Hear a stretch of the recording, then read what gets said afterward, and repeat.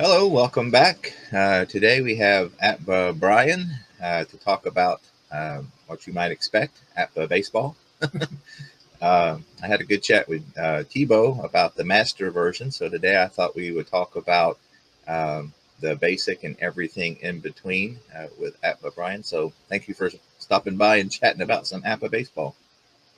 Thanks for inviting me. I've always been a fan of your channel. I've enjoyed your Stratomatic games. And now I'm kind of pleased to see that you've taken an interest in the APA version. Yeah, I got the bug, I think. It was a post I got that said, looks like you got the APBA bug, and I think they are right. Of course, I tend to, at least my history has been, I kind of go make the rounds, you know. I'll get Yeah. excited about a game for a while, and then I'll move on to the next one. So lot of options, but yeah, right now I'm excited about APBA. So, Yeah, the APA bug, once you catch it, I think it kind of hangs around. yeah, I first caught it in the 70s, okay, and I had been playing Stratomatics. Stratomatics was my first tabletop sports game. Saw it in a store. I think it was like K&B Toys and Hobby back then. yeah, yeah, And bought yeah, one. yeah. And I was in college. I was working as a security guard as my part-time job when I was in college. Sat down and opened that Stratomatic box, and wow, you can play baseball based on actual stats. Loved it. And then I found APA, and I kind of played both down through the years. But I kind of tended toward the APA side, and like you, I've taken shots into Status Pro baseball or some of the other games. So would you say APBA is your main game at this point? It has been for years. Okay. Now I heard you say that uh, part of that was because of your YouTube channel. Is that accurate, or would even without the YouTube channel, would AppBook be your main game? Yes. Okay. Yeah. Yeah, I played Stratomatic for probably 10 or 15 years. And Okay. then I moved to APA. Oh, no, I moved to Stratomatic Computer. Okay. And I had kind of a frustrating time with that because computers don't last long. And then you got to reinstall things and re-get things from the company. And the company's was not the most responsive company that I've dealt with. They're not. And the computer game especially, it's the kind of thing like they'll come out with a new season. In order to play the season on the computer, you have to buy the whole new computer game over, and they don't have any specials, for people who already own it. So it can be a money pit for sure. Yeah, it's a great game though. It is. But that's when I went to APA and kind of stayed with that in some version or another. Except for Master, I never. I'm not Giles Thiebaud. I love his Master games that he Hmm. posts, but I just finally come up with a Master book here, Okay. but I've never played a Master game. But I'll get around to it. But I usually stay with Basic Hmm. myself. Yeah, and I saw that we'll get to this in a minute. So, um, one thing that I really like about your channel and your videos is the baseball history information that you provide when you're doing a game. Um, is that something that you do off the top of your head, or do you do some preparation before a game? I'm kind of curious as to Yeah, I usually do some comes about. preparation. I Okay. used to do a lot of that stuff off the top of my head, Hmm. but I'm getting old. And actually, my brain is not functioning. I used to be a walking baseball encyclopedia. Okay. For example, as late as maybe some 2014 is when the All Star, 2013 is when the All Star game was in Kansas City. Okay. Yeah, and Lori, my wife and I, we went to the Fan Fest, and we just went from one trivia game to another at the Fan Fest. And so either I was winning the prizes or I would tell her the answers and she was winning prizes. Okay. I could, at one time, I could name you probably all the starting lineups for all the baseball championship teams. Wow. Knew a lot of things about that, but I cannot remember that anymore. I'm getting older, and um, now I'm taking medicine for things like that. Okay. Well, and I imagine is the more games you do, the deeper you have to go. The more information you need. If you do 3 or 4 games, you can probably And not. actually, probably because of Stratomatic, I used to own the all the championship teams, the 40. great teams sets that they made. You can't get them Hmm. anymore. But that's why I learned their lineups. I played so many of those games. Um, one time I had a 60 great teams in Stratomatic tournament, and I think I played 15 games for each team. Okay. The 2020 Cleveland Indians won that tournament. Okay. Nice. Yeah, it was a very fun tournament. I noticed that you tend to and I assume this is offline as well. You tend to do more tournament, that kind of thing, as opposed to actual seasons. Or have you ever done seasons? Or No, that's where you and I are a little bit different. I have never okay, done a complete season. I would like to do that, and probably when I stop the YouTube channel, that's where I'll go. Tabletop plus Earl Shamblin hmm, was doing a Milwaukee Brewers season, right? and that's what got me interested in YouTube. I used to go down to our workout room, the condo where we lived, and I would put his game on. They were usually 30 minutes long, and that's how long I worked out, and I would do that every day. And then I thought about just doing a YouTube channel myself. I told my wife, I said, 10 or 12 guys wanted to watch these games. I'll put them up there. They're not that hard to post on YouTube. And then my son said, don't just post the games, talk about history. And so Hmm. I think one of my first early projects was 1941, and we talked about the players that went to the war, World War Okay, II, right. and in the openings. So I do like to get a little bit of the history in there. Hmm. So that I was going to ask you what got you into the YouTube game. So it was Earl. Yes. Hmm. Yeah, I miss him. I know he's. I think he just retired, is enjoying his retirement, but I still watch his videos quite a bit. So I'll be glad, if he decides to return to the YouTube business. Loved his videos, loved his style. Hmm. He would get a little upset if his team didn't win. liked Yeah, his well, pres- liked his you like that. presentation. I mean, Hmm. that's part of a good YouTube, at least in my mind, a good YouTube presentation, especially when you're playing a game, is that you're enjoying it and that you're invested in it. So yeah, I liked it when he would, uh, you know, be invested in a certain player or not, because or team. I do the same thing. We Yeah. all do. I think we have kind of, sometimes you have you play where you don't really mind who wins, but quite often, you've got somebody that you're rooting for, and that's part of the fun. I know you love the 57 and 58 Milwaukee Braves teams. Yeah, I love all Milwaukee Braves from '53 up till till they left in '65. Over the So years, I've had a lot of success with it. When I play those teams, they're very good. well, they never had a losing season. They were there 13 years and never once had a Hmm. had a losing season. So that's pretty impressive. It is. Can't say the same for the Kansas City Athletics, huh? Oh my. So I was going to ask you about that. I was doing a game and you chimed in and you said you saw um, the former Reds catcher get bounce a ball off his head. Doc Edwards, yeah. He was Yeah. playing first base for Kansas City briefly. Okay. So did Yeah, did you did you catch any Kansas City athletic games? Were you old oh, enough for that?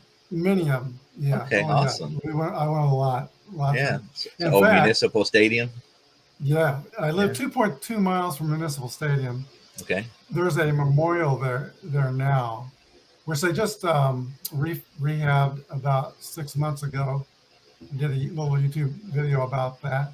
Hmm. But I love Municipal Stadium. You were close to the field, even if you were up in the upper deck, kind of like Yeah. Comiskey Park. You'd be close to the field, Right. and saw a lot of bad baseball there. So what was the first game you went to? It Do was you about remember? 1958 or 59. The Detroit Tigers. Okay. Hmm. Awesome. And I, of See, course, loved they Alkane Line as a small yeah, I was gonna town. say they were starting to get decent in the late '50s. I know the early Mhm. '50s they were pretty bad, but did the Kansas City Athletics, did they ever have a winning season in Kansas City? Never. Okay, I know they were pretty poor. It was a soap opera with the owner Charlie Finley, Okay. and he was entertaining with the Kelly Green Gold uniforms and the goat, the shepherd and the goat in the outfield, and you had a mechanical rabbit behind home plate deliver baseballs to the umpire. Yeah. Yeah. Um, it was always fun in that sense, but they did not have a competitive team until about the time they left, and you could see it coming Oh yeah. in their minor leagues. see, Reggie Jackson made his debut as a Kansas City A. Right. Yeah, a lot of them did. Bert Campaneris and Sal Bando. So you knew they were going to be good. It was just a question of time. But then he got in a dispute with the city of Kansas City over the fees for operating municipal stadium. He threatened to move the team to Peculiar, Missouri, and did move to Oakland. And I think he regretted it because he never really got a lot of attendance out in Oakland. Mm-hmm. Yeah. Yeah, that's an ongoing saga to this day. So. Yeah, it is. Okay. So as far as APBA goes, so I ask you this for starters. So what would you say, again, being a former strat guy, what would you say it is about APBA that has made it your game, your main game? I like the rare plays that come up in the books. Okay. Which you didn't really get in Stratomatic. Mm-hmm. Now, down through the years, maybe Stratomatic might have addressed that. I don't know. Not really. That's one thing about, again, Strat's still my main game, even though I'm on an APBA kick.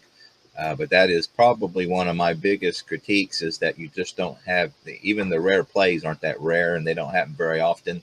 Yeah, the unusual plays that they bury in this book are just like little gems, and they don't come impressive. Up. They don't come up too often. They don't disappear.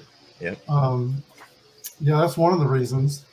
Yeah, I don't know if you saw this or not, but I've been doing some 69. Mm-hmm. So obviously that was the first year of the Kansas City Royals. In the very first game against the Twins, they won the game on a walk-off drop third strike. The Royals? Yeah. No, wow. the Twins. The Royals won the game. Twins did. That was a very exciting game. I was sitting. My sister you were there? My sister owned a 68 Mustang, and she was getting some work on that. So I was sitting, listening to that first game in her 68 Mustang in a garage, and it had it raised up. But I was listening to while they worked on the car down below. But I listened to the game at a gas station. Oh man, I was so excited to see baseball back.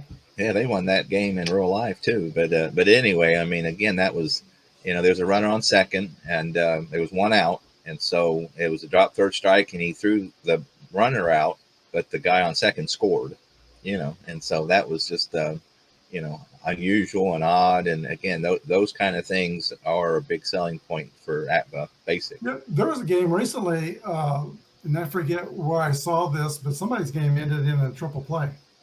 Oh, yeah. I've had, I played quite a few APBA, and I had 2 in one game. And those are the only 2 I've ever had. So, so that was, but again, Used to coach high school baseball in California, and we pulled off a triple play one time. Nice. That was pretty exciting.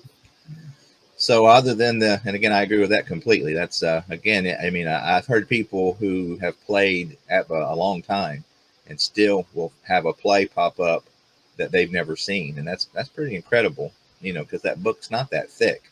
But just, the way the system is set up, that you have something rare pop up, even though you've played multiple hundreds of games, is, in my mind, a good testament to the game. Another reason I went to APBA is I found that it's just as realistic to me as Stratomatic was. I think about 3 weeks into the channel, I was doing a replay of the 1951 playoffs between the Brooklyn Dodgers and the New York Giants. Mm-hmm. And in that game, the real game was final score is 5-3, but the Dodgers were leading by 2 runs as they came down to the 9th inning. My score in my game was 3-1, and Don Newcomb was still in the game, and the game was kind of coming out just the way the real game had happened. Mm-hmm. And sure enough, the same guys that got hits, there was an out. And then the Giants got 2 singles, first and third. And guess who's the next batter? Bobby Thompson. Oh, no. And just at that time, the fatigue rules kicked in. And so Don Newcomb was tired. And I'm looking at the bullpen. The Dodgers were supposed to play the World Series the next day. There was no break between the playoffs and the World Series. Right. And they had Preacher Rowe. He could have brought in Preacher Rowe, but he was going to be the starter if the Dodgers won for game 1. So my only choice was to bring in Ralph Branca. Yeah. So I bring in Ralph Branca, and I roll the dice, 6'6". You're kidding. No, Wow. I was so taken I could hardly talk. Yeah, that's why we play these games. That's pretty cool. Yeah. Yeah, I played a game yesterday, and it came out. Let's see, it was 2-1. I got it right here in front of me. Boston and Cleveland, uh, beginning of '69, and it was Boston won 2-1, and they won 2-1 in my game. So yeah. So when you say realistic, you're referring more to accuracy, correct? The accuracy, the games are believable. I mean, the way they come Right. out. Now, I've had times when I've tried to do projects like to duplicate, for example, Joe DiMaggio's 56-game hitting streak. Mm-hmm. And so I got that project all set up, and I rolled the first game, and guess what? Joe did not get a hit the first game. Mm-hmm. So that was the end of the streak. Or Yeah, end of I the mean, project. again, that's pretty realistic. I mean, you But see that that could with happen. Yeah, that could like happen. teams like the '87 Twins or even the '69 Mets to some degree. A lot of people have trouble with any sim trying to replicate that because lightning struck, so to speak. And that's hard to replicate. But as you play out a season, though, you're going to get results that are pretty close to what really happened Yeah. in the season. Yeah, and that's I haven't played enough strat to kind of or strat enough APBA to get to that degree. But again, I've read enough, and obviously, the one of the reasons I got into APBA to begin with, when I watched the videos, it didn't seem like anything that would interest me, mainly because of the way the pictures work. But I got it because of its history. For something to be around as long as it has and to have the following that it has, there must be something going for it. And so, as good as YouTube videos are, I really didn't know that I would like it until I played it myself. And so there is definitely a history that if it wasn't accurate and realistic, I don't believe it would have the following in the history that it has. Yeah. Now, another reason I went to APBA, and I've kind of answered these questions in my own mind, I was beginning to have a little bit of a problem with on Stratomatic. It's the 50-50 setup, and which I think is fantastic for season replays, right within a season. But when you play a team like, say, the 68 Red Sox against another team, I kind of had the feeling that Stratomatic had to beef up a card like Carl Yastrzemski, who was the only 300 hitter in the American League in '68, for him to reach that average against all those good pitchers in 1968. But then when you play Carl Yastrzemski against a team from another era where there's more offense, then his card's really going to perform. And I had a little bit of a problem with the cross era playing with Stratomatic. And that's another reason why I went to APBA. Yeah, and that's leads to another point. So APBA has a long history, and like most games that have a long history, they have they evolve, they change, and then you'll get certain seasons that will have certain bells and whistles. So other seasons won't. The system will change. It'll upgrade. Now, overall, APBA hasn't changed much at all. The system's pretty same. They've added a few things. So when you play your games, you'll you have different cards. Like you'll have cards that were created, within the last 5-10 years that have the stats on them and the lefty-righty splits. You'll have cards like going back to, the 70s. I think in the late 80s they made an upgrade to the cards. So when you're playing in between those two, I guess my first question would be is which board do you use? And the second question would be, do you find that because of the changes over time that it's apples and apples? There are differences. The cards with the stats are like if you have the same team, say you got the 50 Phillies with the stats, and then you have the 50 Phillies of the old style APBA, where not including the stats or the master symbols. You'll notice that with some of these teams there are slight differences, especially in the pitching. Like an A pitcher might be like a B, Z pitcher or something like that. And it'd be more likely that the newer team the pitcher will be an A. So there are slight changes, but actually I like both sets.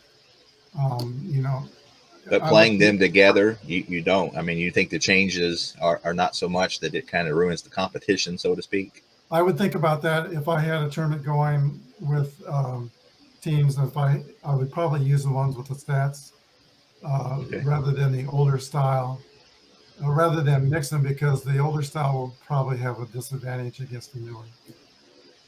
I know I was doing, I have a really nice set of 53, and it wasn't the originals, but it's not the new ones either. They were printed back in the late 80s or Mhm. early 80s. They had the gray backs, which are kind of cool. I think Yeah, 50 and 53 were the only two with the gray backs. yeah, Lovely cards. I mean, they just are great, but the pitching grades were pretty bad.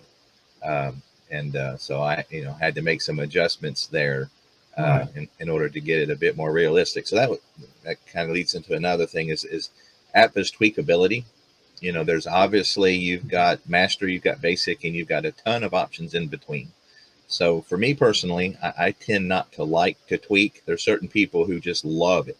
They that's the main reason they enjoy the hobby is they like to, tear these things down and tweak them and change them. And that for me, I want to grab the game and play. So that's kind of a negative for me for APBA. Mhm. Is because sometimes, like the 53 set, you have to make some changes to make it work. Um, what are your thoughts on that? I'm the other way. I can't make up my mind from one day to the next. How you're approaching it? Yeah, and you probably see that on my channel too. Like I'll do a game with the Oz boards, Hmm. and then I'll do a game where I use, for example, the ABN RML Yeah, boards. yeah. Um, they all have their little differences, strengths and weaknesses. Hmm. Um, One thing I like about this is all the results are on one page for, Nice. so I can hold the book like this and Right. take up a smaller footprint on my table. Yeah. The, I'm the working new with a book lot of, is the new book is big. oh yeah, I never use a new book Okay. because of just the size of my table. Right. I thought about maybe putting the book up along the walls. I Hmm. have a few books. Just I have thought all about the that pages. too. My eyesight's poor. I don't think I'd be able to see it that far away. Yeah, and that's why they have the big book, and I get that a lot of us old people, we need Hmm. bigger print. And the print here in this book is quite small. I actually see pretty well without my glasses up close, so that's how I usually play. Um, I use this book because it's smaller. Yeah. Yeah. It's, I wish they made that option to where you could buy it. A 8 by 10, 8.5 by 11. I mean size. Yeah. yeah, Is that the 66 book? no, that's 2011. So 66 would have been the one before that, right? Mm-hmm. Okay. Yeah. Now the Oh, the abnormal. 66 book is this size though, too. I think. Okay. Is the abnormal boards, are those the ones that uh, kind of make the defensive more random and things like that? This API, Yeah, the abnormal boards, this is they don't. easy to use more specific defensive Yeah, can you show ratings. me the empty bases empty?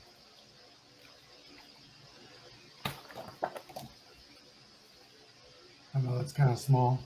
Yeah, so they don't have any kind of master things in the Well, they do one at the through book. 11, Um, but they do, yeah, yeah, a lot more randomness in the fielding and ranges and things like that. yeah, what I like with this AB, it's called the APBA Basic Nostalgic Retro Melody Boards. Okay. Uh, when you have an AC picture, an AB picture, Hmm. you do another roll, which might bring a 7, which is a single. And I like that aspect of this book. I like, Yeah, yeah, because a seven um, with a ace, AC or AB is always an out, right? uh, Or at least I'd almost have to, always. let's see, ace. No, it'd still be a single Okay. most of the time. There's a couple pages where it's an out, Okay. but let's So as see. far as the boards go, you got Oz, you've got Merino. Well, For me, Oz Marino is the same thing. It's it's the same. Okay. it's a hybrid. So I've tried those. I have digital versions of them, and I've tried them. Mhm. I like the lefty righty splits. And again, I think you've Yes. seen from my recent videos how I've worked that out myself for the Mhm. basic, which is kind of close to what the video you put up. I think we'll go ahead and tackle that real quick. So the video you put up, you say if they've got a certain range, like if it's like you said over seven or more, then that Uh, will APBA that'll bump divides, them yeah, down. the letter grades are in about five, 0 to 5 is a D, 6 to 10 is a B, Right. or C rather, and 11 to 15 is a B.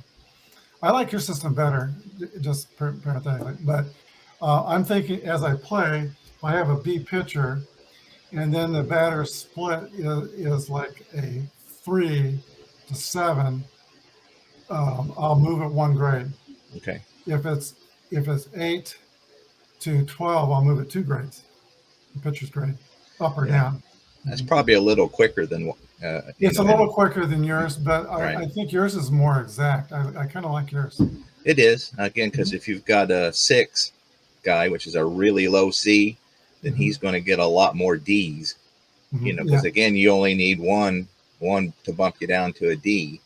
Mhm. Whereas if you're like a 15, for example, which is a really high B, then you only need one to be bumped up to it. So, again, that kind of gives you, it's a little more detailed. I love it. Again, Yeah. I had never thought of that. And somebody on Facebook on the APBA baseball group had mentioned that. And I'm like, well, duh, that makes sense, And so I'm really enjoying it. It gives me a simple way to incorporate left, right, that I'm enjoying. So, Yeah. Some teams, if you look at their numbers at the bottom, they won't have maybe one hitter or two hitters that actually will change much, anything. oh So, yeah, but then there are other teams that 5 or 6 of them are going to change.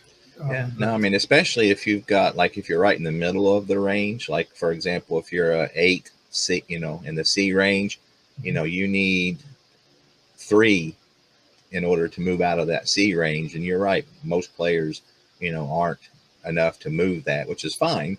Again, because that means that their lefty righty splits weren't that drastic. So I'm okay with that. I don't know why APBA doesn't incorporate something like that in the rules, frankly, because left right is a big deal in baseball. It is, My especially modern baseball. The stadium where we played in was kind of a reverse.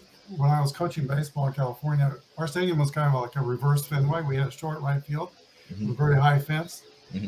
And as fate would have it, I would never have left-handed batters grow up in my system. Nice. And then I'd have these other teams show up with left-handed batters and batters talented enough to take shots at right field who are right-handed batters.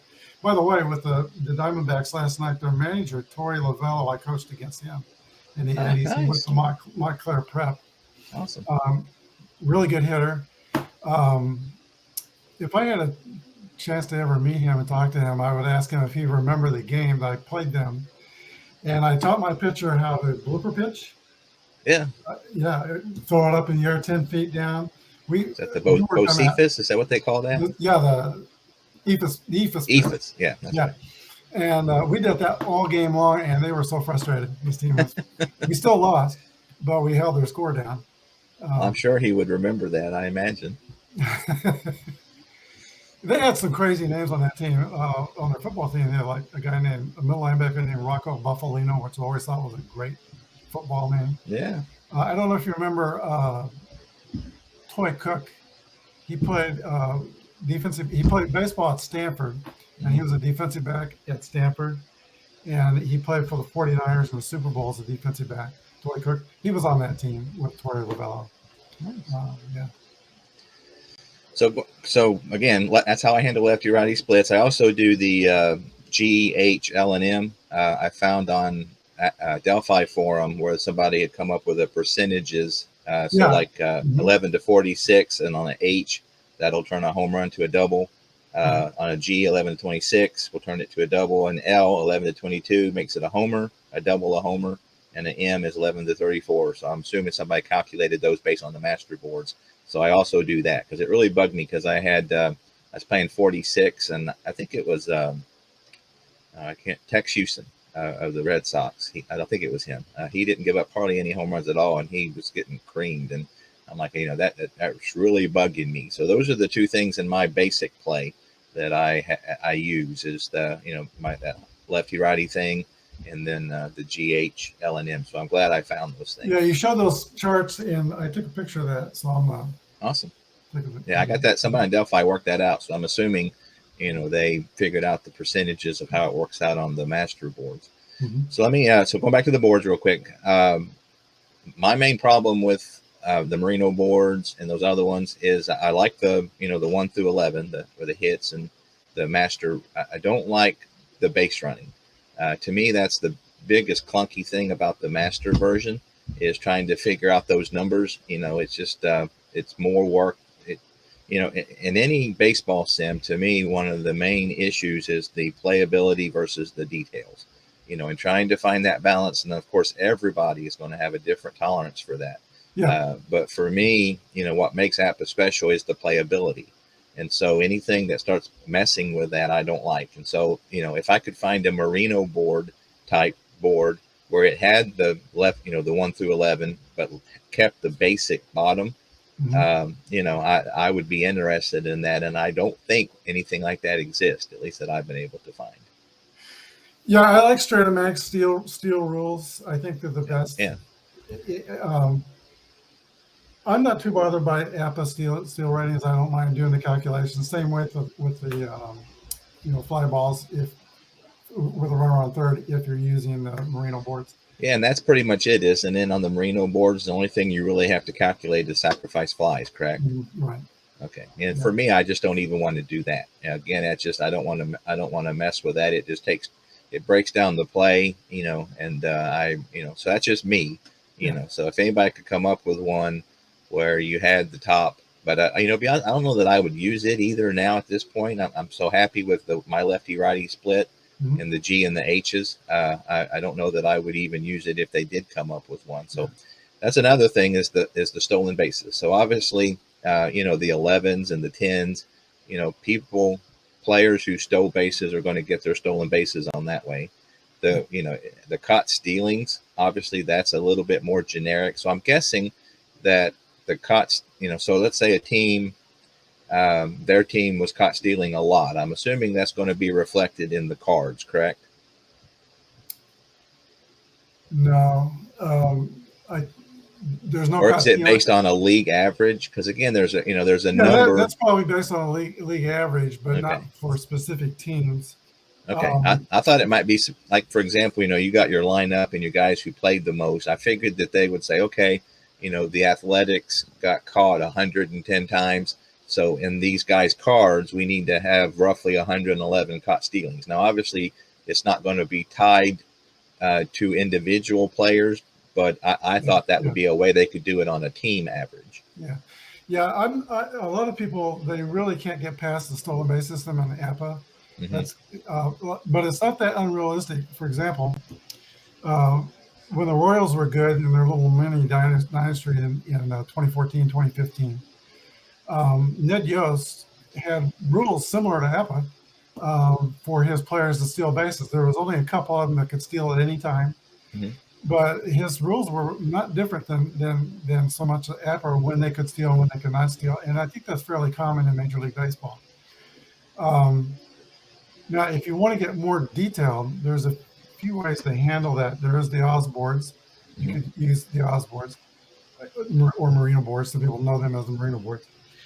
You could take a team set and go to Steve's copy deck, and usually there's 5 or 6 guys who might steal bases. You could look up you could put their cards in Steve's copy deck and see what their steal rating would be, and just write that down separately, and still use the Oz boards without using a master book. So that's one way you can handle it. But I'm kind of fine with it.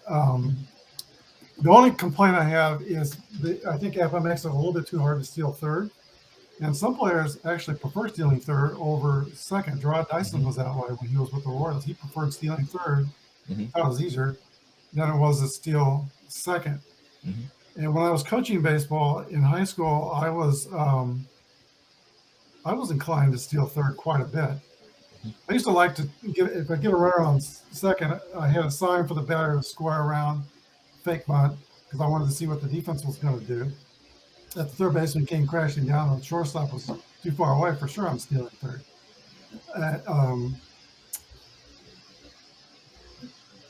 I like stealing third. Only one time I can recall, I got a batter thrown out with 2 outs stealing third, which is the stupidest thing in baseball. Yeah. You'll make Because you that got third runners. out. Third out at third. So I'm walking off the field, and the other coach was making fun of me for making that move. And I looked at him. My team at the time was 6-0, and his team was like 0-6. Yeah, and I thought, say what you want, I'm still going to steal third. That's a very interesting point. So one thing when you get into these things, especially when you have automated things like APBA does, you hear guys say in the hobby that would never happen in real life. And that's just not true. You think you wouldn't try it. I think it was the 26th World Series. Babe Ruth ended the World Series trying to steal second base. Yep. And just like you ended the game getting caught. So that's just not true.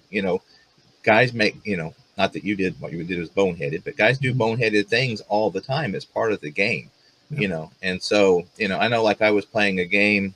I can't remember who it was, but it was the bottom of the ninth. And they tried a double steal. They had first and third, and they had a double steal. And the guy, they threw it to second, he threw it back to home, and he threw him out. Yep. And it's like, well, no, that would never happen. Well, yeah, it would. Things Yep. like that in baseball happen all the time. I've heard other people say they'll go to a live baseball game and they'll see something happen and they'll be like, that would never happen in a sim, And so the thing is, when you're managing these things, you won't take risk. However, when everything's automated, some really exciting and interesting things happen. And I like that. Yeah, there are some card sets in APBA where you'll get like a 2-column card set and you'll see a 6 with a asterisk. Yeah, stealing third. Stealing third. Mm-hmm. Yeah, I saw that. I just I don't know if you saw the video. I just ordered a. The Negro League set, which is a beautiful set. Again, I played a couple of games with it, and so far it's a lot of fun. And obviously, like in seasons, that's pretty cool. But there was a player who had 3 of those from him. Yeah, I ordered them. There was 2 independent teams that year. The Atlantic City Baccarat Giants and the Brooklyn Royal Giants. They played quite a few games, but they were independent, so I ordered those 2 from him. So when I get those, I'll have 10 teams from that year. So I'm really looking forward to it. But there was a player who had 6. I'm sorry, he had 3 6s with asterisks on his card, so that was cool.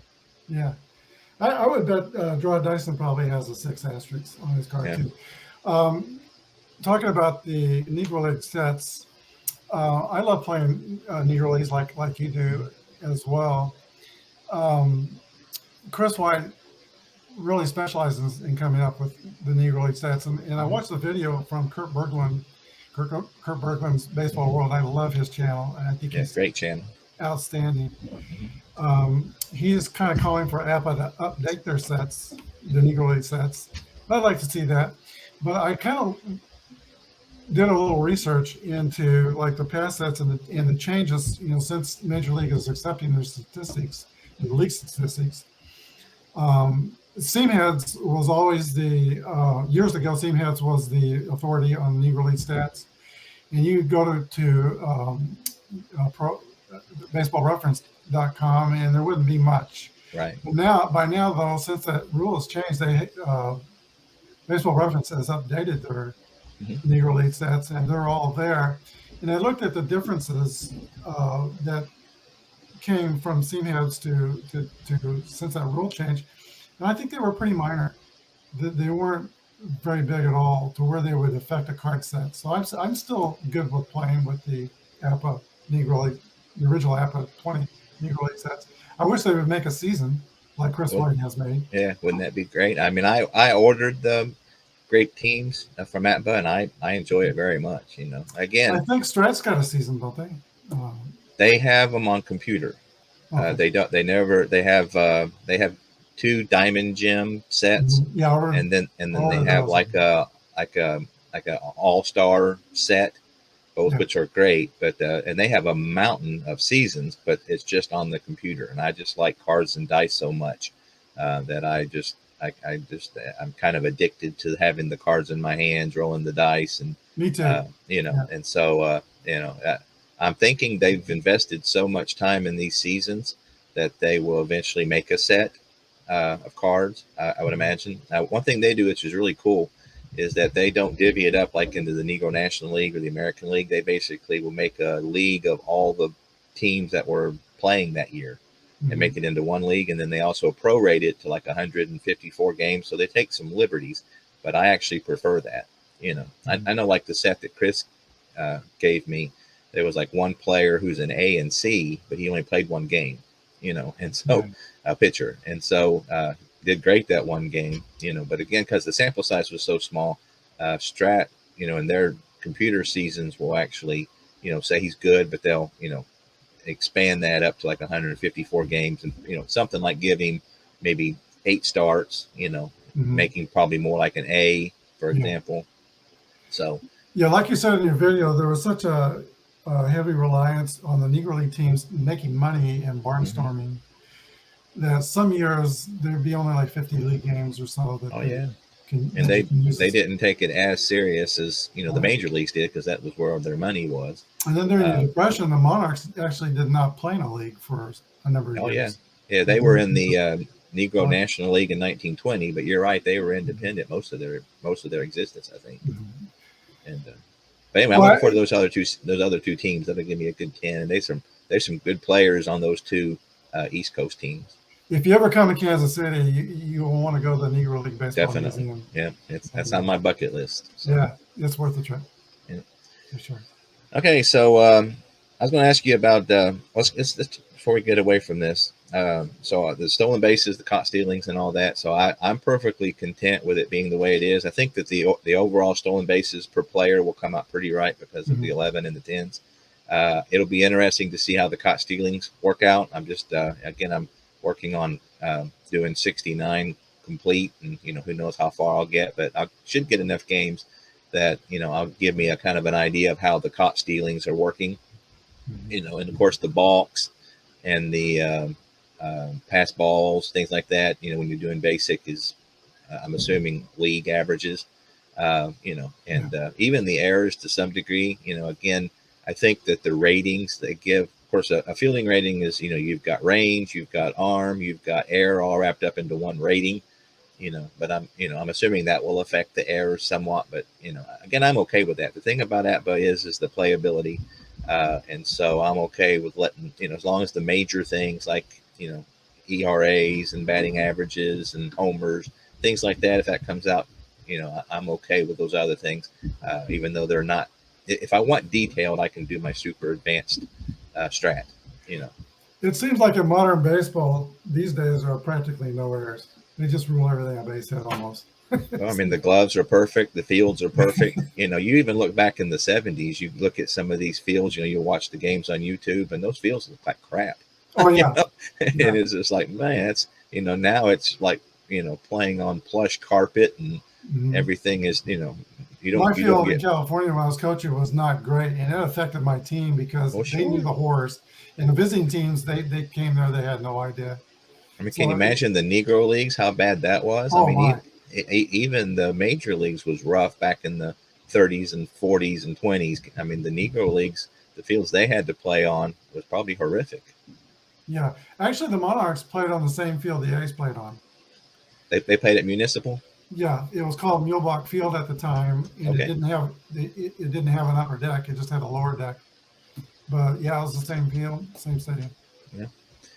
So, but yeah, so again, we'll, interesting to see how that stolen bases things. But again, it plays so well. Everything else that, everybody's got their hill they're going to die on, and so, for me, at least in this particular game, I'm okay with those. Let me ask you about the single splits. So I understand when they have the dual splits, when they have a single split is what they're saying then, let's say they've got a SA2. So that are they saying that with a left-handed batter against a left-handed pitcher, he drops 2? Yes. Okay, so Drops or raises or drops too. raise the pitchers It's too. always the same sidedness that applies to. It doesn't apply to lefty, righty, righty, lefty. Okay, so it's not as detailed, but it does give you some. Correct. I think it's probably figured in the cards. You Okay. know, yeah. Mm-hmm. Okay, but again, I got 50 the 53 set. It the guy I bought it from, it came with the master symbols on a separate trifold type thing, and they're single, and so I wasn't for sure that's how it worked, but that's what I thought is that. Yeah, there's not very many of those sets. I collect most. I have some full seasons, but I collect mostly the championship teams all down through the years, and I don't think I've got any sets with single ratings on them. No, they're not on the card. It's like I said, a separate trifold that came with the set. That the guy, again, okay. I think when at one point when they shipped the cards, they sent you like a trifold that had the master symbols on it, right. A lot like a roster sheet. Yeah. And so, but yeah, those are all single. So that's what I thought. So basically, if you're a left-handed batter and you've got a SA7, that means against lefties, you tack on 7 to the pitcher's rating. Right. Okay. Or take away depending on.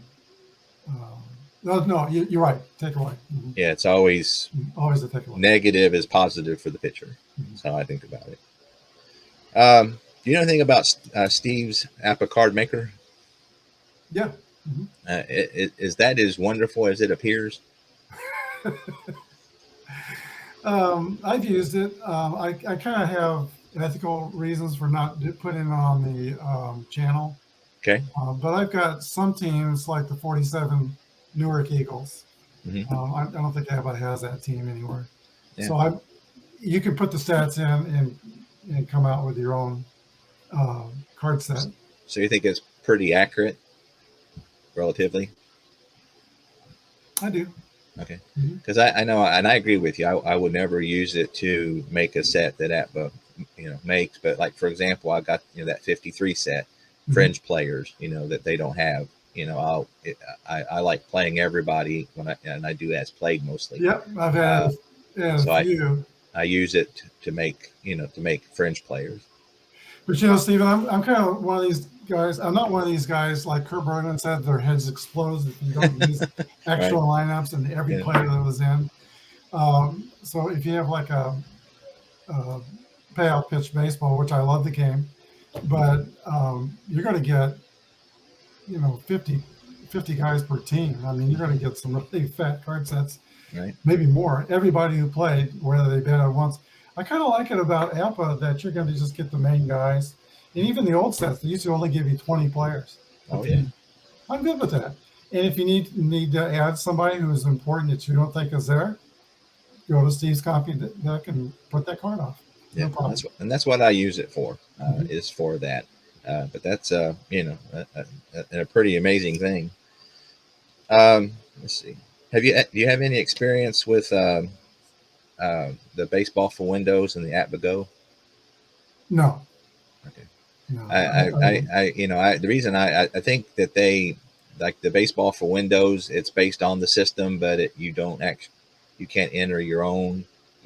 For me, a computer game has to mirror the card game very close. So like Replay, for example, I love theirs because they got the cards, everything is based on, and Strat is really close to that.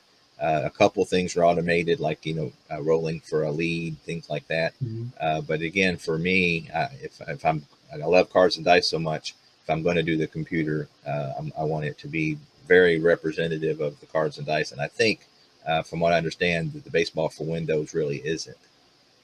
Yeah, I'm strictly cards and dice. There were many years where I only played computer, but over the years I kind of felt like this is just too impersonal. And I love the APBA cards. I love the biographies on the cards. I love the nicknames on the cards. I even love the feel of the cards and their thickness, how they are. Yeah, I think they're about the perfect size. They're pretty close to a baseball card. I know like season tickets, a great game, but the cards are a little too big for me. I Status Pro Advanced is another great game, but the cards are too small for me. Yeah. So for me, because I love cards and dice, the size of the cards make a big, and the quality of the cards, the layout of the cards, those make a big difference to me. And you're right, APBA, they feel much more like an individual person to me based on Yeah, those more things. personal. Did you ever own the mini strat cards? I That didn't. set that you didn't own those? I Mm-mm. enjoyed those. I had those. Now they weren't two-sided; they were just basic. Hmm. But I kind of like the size of those cards for strat. Yeah, when I got into, I said I was, see, 15 when I got into Strat, Mm-hmm. and I went to Advanced at the time. Super Advanced wasn't around. I went to Advanced pretty quick, and I just can't go back. Yeah. I don't feel like I'm playing Strat if I play Basic, and I know that's probably silly because I'm doing quite a bit of that with the APBA. But for me, when I play Strat, I want the bells and whistles, and I guess for me, I've played it so much that it's actually more confusing for me to play Basic because I'm just not used to it. And so I guess I get my Basic Strat through APBA. When I'm playing on my channel, I've got. I just looked at the other day. I've got 773 videos up on my channel.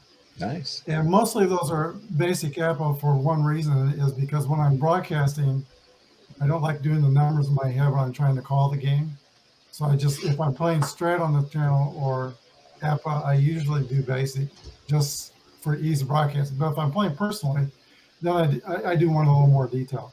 And if I'm not trying to broadcast the game, I'm probably using the Merino boards or something like that. Okay, so your desert island would probably be APBA with a Merino board type situation. Yeah. Okay, nice.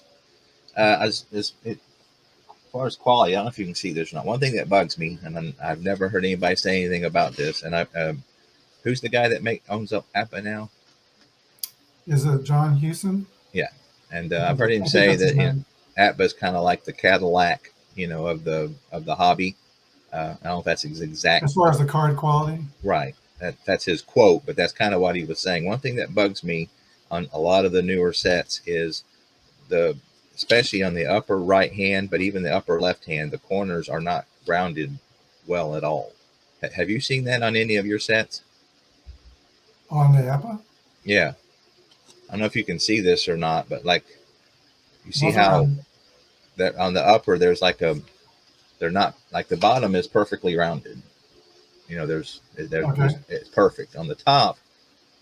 You can see where it kind of curves and then dips up where they didn't hit it exactly right. Oh, I've got some football cards that are even worse. Um, have you seen? I mean, again, it doesn't bug me enough to send it back. I do know when I order a set, I do. You have a chance to do comments. I ask them to make sure that the corners are rounded, because again, that just bugs me. APA is not cheap. They're no, it's probably not.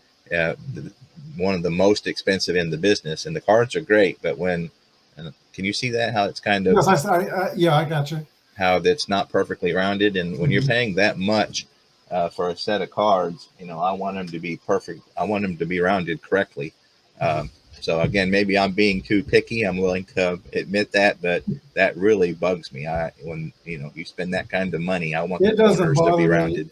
What bothers me is, again, I like Stratomatic, but I was playing a Stratomatic game about 6 months ago, and I accidentally knocked over a glass of water on my cards. Ouch.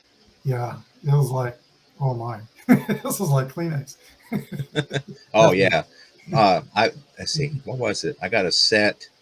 I think it was the last, maybe 76. The last set they came out with, and it is paper thin. I mean, I was so disappointed because there was their 2022 set, which I bought. I played a little bit with it. Those cards were nice. I mean, they were Mhm. really thick, and impressive. But the 76 set, it was pathetic. The card, it was so thin, Yeah, that I was very disappointed. yeah. But I get it that they have to, I'm sure like when they cut the corners, and it's usually like they come in a box and they're in alphabetical order by team. So like Mhm. for example, when Washington was around, it's almost always Washington who gets the worst of it. Because whatever automated system they're using to kind of curve off those corners, it wanders when it gets toward the end. So like St. Louis, Washington, Texas, if they're around it when that's, and so again, that the kind of money we pay, I really wish they would, again, and maybe that's just me, but they need to get those corners rounded to where they look like they, that they were perfectly rounded. Yeah. They're good size though to hold in your hands. They're perfect. Again, the size is great. The way they feel in your hand. Again, that to me, that's just about the perfect size. I like I like the biographical information. Again, Tony Porter just did a great video about the appeal of APBA cards, and it's got quite a few views. And I'd recommend that to anybody because it really does a good job of explaining. For some people, other people don't care where they're born, or they're more just interested in the game, and I get that. Again, we've all got our things that we enjoy and that's important to us, and deal breakers, things like that. So the beauty of the hobby right now, a lot of choices. You buy the game and adapt it to however you like it. It's your game. Yeah, and that's the thing about that, but it definitely is tweakable. So about the future of APBA, that's always a fun conversation in the hobby in general. So obviously, the good thing about the guy who owns it now is that he has really kept it going and improved it quite a bit. I understand that in between him and the original owner, that there was some pretty rough times, to the point where, it looked like APBA might not even continue. So going forward, you watch video of tournaments, which I love, but they're all old white dudes, like me. Yeah. So what do you think about the future of APBA in particular? I was surprised the other day. I was looking back at my analytics on my YouTube studio, and I made a video about how to play APBA, a few years ago, and then the video talking about left-right splits. Well, I noticed I still get about 100 views a month on those videos 3 years later. So that kind of tells me that there's new people that are looking at APBA and trying to figure out how to play. So it's maybe not dying. Do you think that that it's going to go to computer? Because I know it seems like the companies are kind of aiming toward that. I know Strat, they've got their 365. APBA's got their APBA Go. That seems to be where, again, I could be misinterpreting what I'm saying, but it seems like that's kind of where they're putting their eggs. Do you think that it will get to the point where it's all card or computer, or do you think that there's going to be enough of us weirdos who like the cards and dice and the tangibleness of it that will keep that going?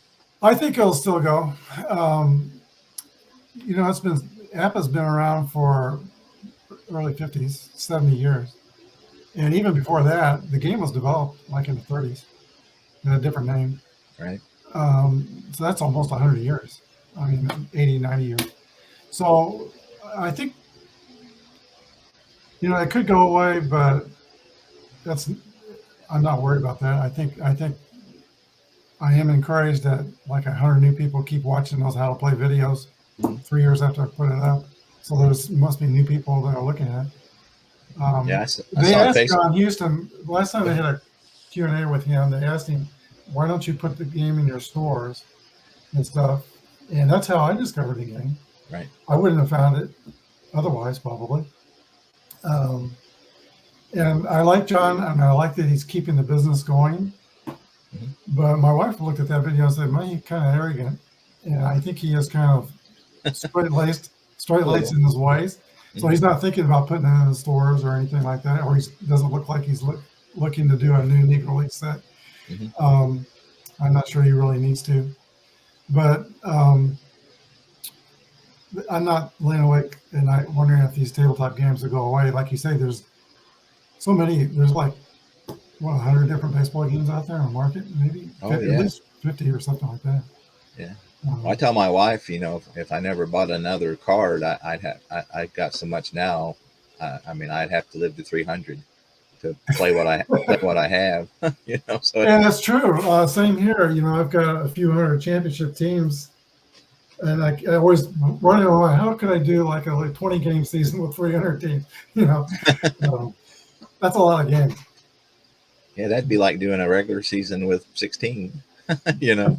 Yeah. So, all right. Well, those were all the things I had. So, was there anything that you can think about that we didn't touch on, or that you'd like to discuss? Well, yeah. You mentioned before we came on the air how you had a problem with modern sports. Hmm. And that's kind of where these games live. We can go back and see in our mind's eye Babe Ruth trying to steal second, in the 26 World Series and going all shucks when he's thrown out. we can see all that when Right. we play these games. Um, it's kind of upsetting to me since 69 modern baseball. They usually have the team with the best record usually doesn't make it to Right. the World Championship. It used to be that before 1969, a team would win the American League and they're champions, and a team with the best record internationally and they're champions. And the World Series was kind of like the icing on the cake. Hmm. And yeah, one-on-one it was the world champions, but they were both champions. Right. Now we got 5 teams sitting at home who have better records, and you got a team like Arizona playing for the World Championship who won 84 games in the regular season. I got a problem with that. Yeah. Philadelphia last year, they didn't win much more than that, did they? But I think they were close to 90, maybe 89 wins. Okay. And then the year before that, the Braves won the World Series, and there were 6 teams with better records than that. Yeah. So that I have a problem with the way sports have gone in that way. The English Soccer League, I think, is the ideal setup. They don't even have a World Series. Whoever has the most wins is the champion, and then the last bottom three teams go down the division, and the top 3 Division II teams go up in the league. So there's no tanking going on. I think modern sports, in that sense, are really off kilter. I do like baseball speeding up the game this year, and I enjoyed watching Yeah. it much I, more this year than trying to watch a Yankees Boston game that was going to take 4 hours. I agree that was a good change. That was a big change, and I like the getting rid of the shift rules. I enjoyed that too. Um, so baseball. I was watching a World Series game from '46, and they were shifting on Ted Williams. It kind of surprised me a little bit that I didn't know they shifted that far back. But Yes, they did, and they always shifted on him. but Ted And he's still going to hit the ball over the head. Yeah, he was the exception to the rule. Most guys back then Yeah. would have just kept slapping it to the opposite field till they quit. exactly. But Ted Williams, he again. But the problem is modern baseball. Ted Williams was the rule, and Yeah. nobody would hit it the other way to get him to stop. And so That saved Mike Moustakas' career. They were shifting on everybody, shifting on him. One offseason, he decided he would learn how to hit the other way. And the opening day, he hit a home run the opposite way. mhm. And he just, that really helped his career.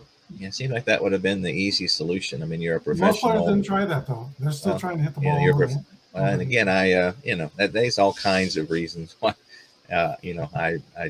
And I don't want to sound like the old guy. Get off my lawn. Yeah. Or Same here. But I am it's- old school, and I want to see a champion who's a champion. Yeah, I mean, it seems to me like they're never going, because of the money involved, they're never going to cut down the playoffs. Seems to me like you ought to make it really hard. If you have the best record in the league, seems like that they ought to do something to make it to where you really have to work hard, overcome large obstacles in order to get to the World Series. But again, the problem with if you give them a lot of time off, sometimes that can be counterproductive because you got to get out of your groove, and so I'm not for sure how you would do that, but I agree. That's just one of the many things about modern baseball in particular that I don't like, is that it's just it's like the NBA or NHL. Half the leagues getting in the playoffs, and especially baseball, because the season is so long. It's such a marathon. Football I don't really care because a lot more can ride on one game, whereas baseball is more of a marathon. It's not a sprint like football is. And so I to do me, feel like in football, season ought to carry more weight. when you get to the playoffs, you're kind of the best teams are usually going to win those. Yeah, and that's because football is much more of a one game kind of game, whereas again, baseball, I always liked the 9-game World Series, like they did in early, because I feel like 7 games really isn't a good representation, of how baseball is played. You really need a little bit longer. And so to me, I always thought the 9-game World Series, back when they did that, was a better way to do it. But again, I think it drug on too long for people's interest. I think the Negro Leagues probably had a couple of 9-game World Series. Yeah, also. I believe they did in the 20s. Yep, they sure did. So, again, that's just the way baseball is. And so when you try to make it like football, or even hockey, again, hockey's a bit of a 1-game type game too. Yeah, and those end-of-year tournaments used to drive me nuts in California, because there was one team, Notre Dame in Sherman Oaks, California. They were 20-0 in their baseball season, and then they lost the first game of the playoffs. Mm-hmm. Yeah. So again, baseball is just not really wired that way. But again, I doubt they make too much money on the playoffs and keeping people interested toward the end of the season. So us purists kind of get the short end of the stick, which is why I love this hobby, because like you said, I can go back and I can spend my time in 1969. Even then people complain about that a little bit, because when they split up into divisions, but obviously it's nothing nearly like it is today. Yeah. But to me, that's one of the huge appeals to this, is that I can, go back and do it the way I like it to be done. Yeah, I can't get out the division out of my mind when football was splitting into as many divisions as they have now. They interviewed one of the owners when he came out of the room at the owners meeting, and he says, "Yeah, we're all working on 16 divisions. We're going to have 2 teams in each division." Was he laughing? Well, yeah, 16 champions every year. Was he serious, or was he tongue in cheek? Everybody's you have to wonder. Yeah, well, again, that's kind of where we're at these days. So that's the beauty of these games, again, because I'm the commissioner, and you're the god of your world. I even did again, I bought that 2022 Strat set, and I even set it up a national league where I cut the teams down to, I think it was 30 players, and nobody else could play. The Astros were back in the National League. I had them divvied up into 2 divisions like they were, it was actually enjoyable. I did away with, Strat has the innings where they can pitch. I gave every pitcher 2 more innings before they got tired. And so I enjoyed it. The problem is that you tend to enjoy especially long projects with players that you're invested in. And so because I don't follow modern baseball much, the players really weren't grabbing me, but it was fun kind of watching it play like it would have been 69. And I enjoyed that. When I roll these games, I remember the players, and it's like I'm watching them on TV. I remember Dick McCullough with his batting stance, And I got his card there. I can see Dick McCullough batting and roll these games, and it's like you're there. Yeah, I will say I'm very glad I made the dive into APBA. Again, I was, the only reason I did because of its reputation in history, and if I hadn't really played it myself, I don't think I would have caught the allure. And so I'm very glad that I did it, and I appreciate you talking to me today. And thanks for having me. It's like most of us don't have anybody around us in close proximity who cares about what we have to say about these things. So it's always fun to be able to talk to another enthusiast. And I also enjoy these kind of videos on YouTube. They're fun to watch. So I appreciate you doing this. Yeah, there's a strong community online with tabletop sports, and oh yeah, anytime I get there with them, I enjoy it. Thanks for inviting. All right, Maddie. All right, I'll talk to you later. Okay, bye-bye.